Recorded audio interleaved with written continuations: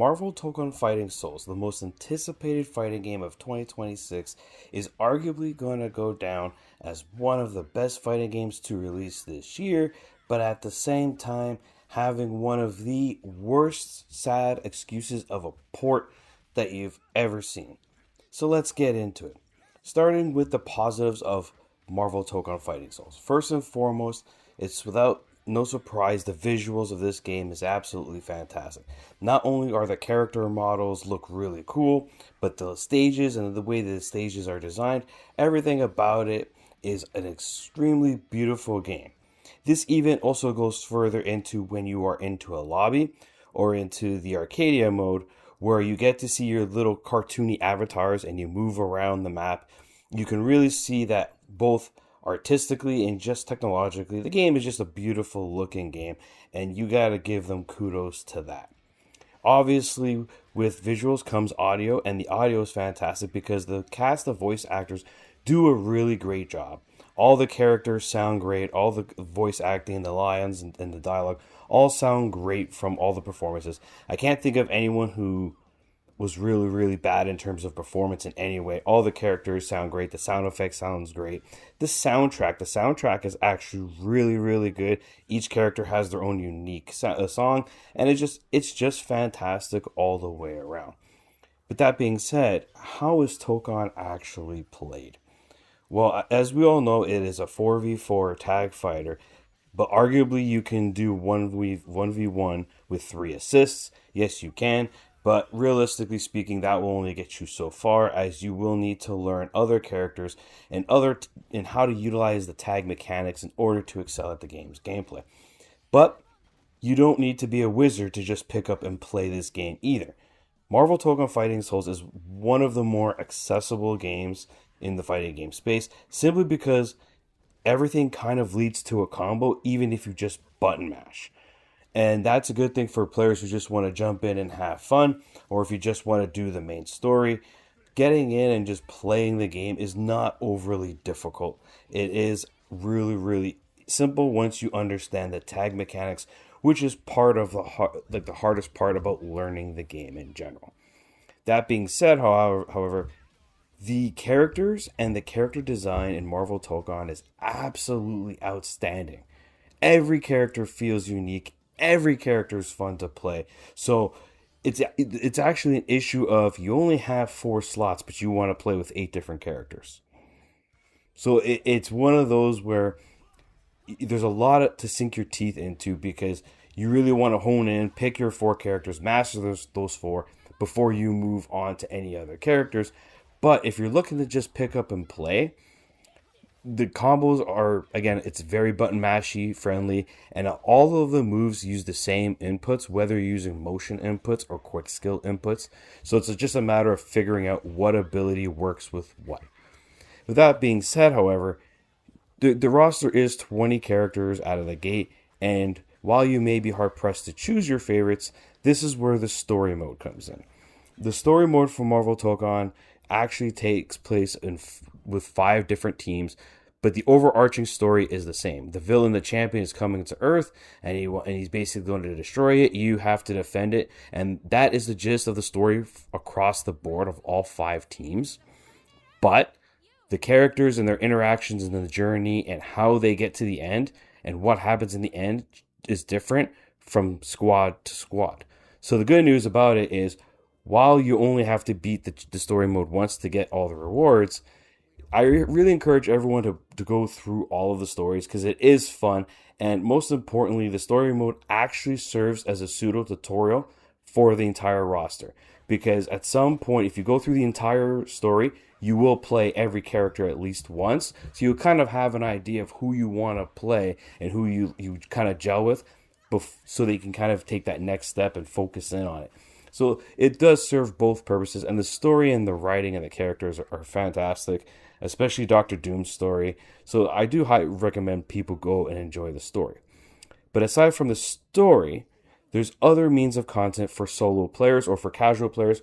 You have the arcade mode. The arcade mode is basically what you would expect. You pick a route, it's going to lead you to one of the teams, and you go through it, and there's 4 slots, one for each member of the team to be the lead. So if you choose the X-Men team to do the X-Men in the arcade, the X-Men will be the finals, regardless of which route you take. The route will just determine who is the point character. Now, if you have some of that, you also have the survival mode. Survival mode is, as you would expect, survive as long as you can. Every 5 levels there's a boss, but you can also save, and you have to survive 100 levels. It's pretty self-explanatory while setting a high score.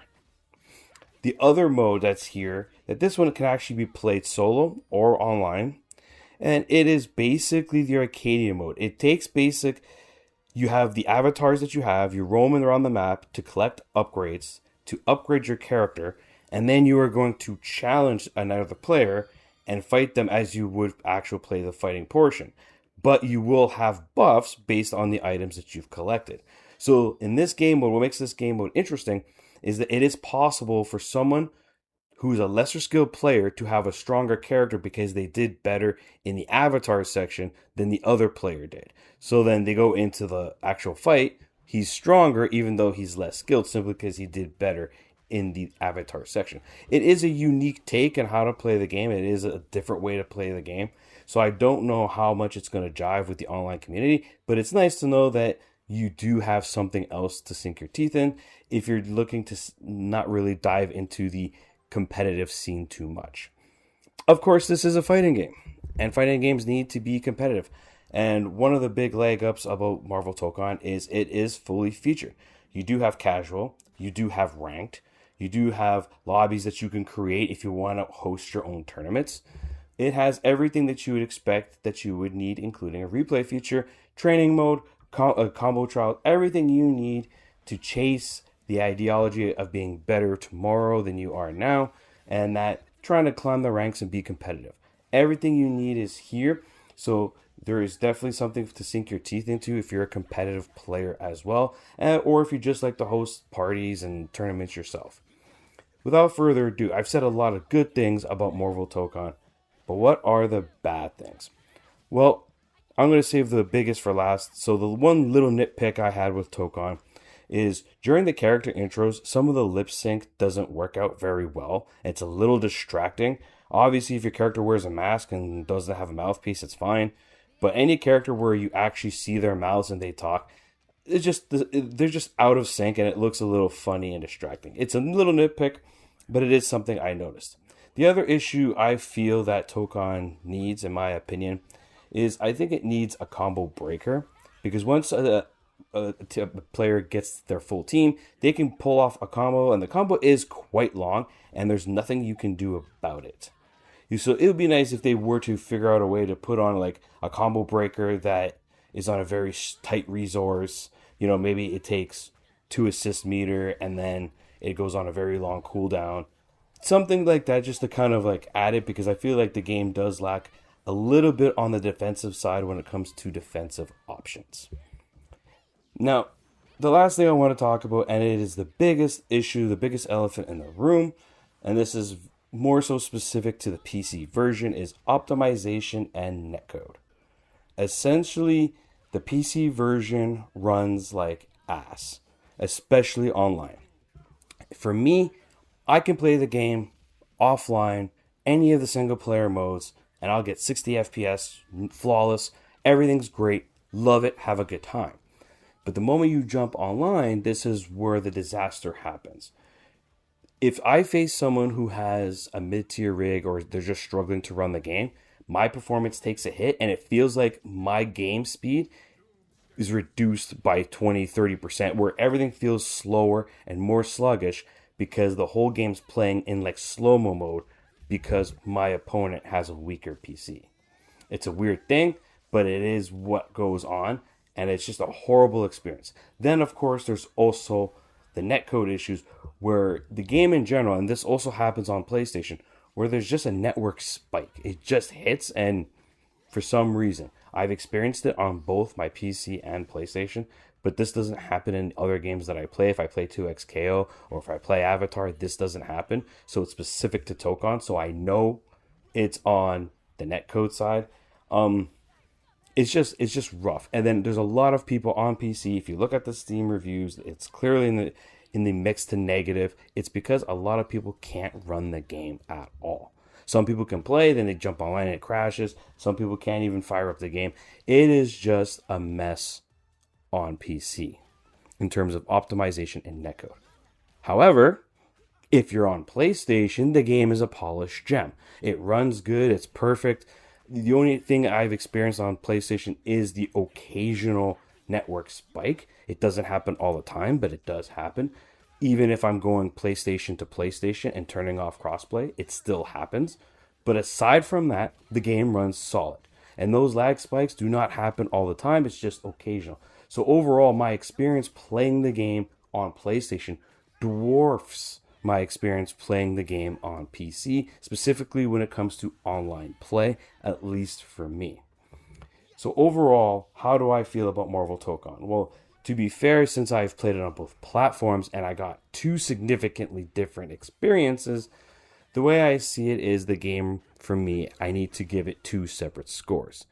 Marvel Tokon on PC at best is a 4 out of 10 for me. Essentially, this is just how it's going to be, simply because the game, a big part of it, which is online, is just unplayable, and a lot of people just can't play the game at all.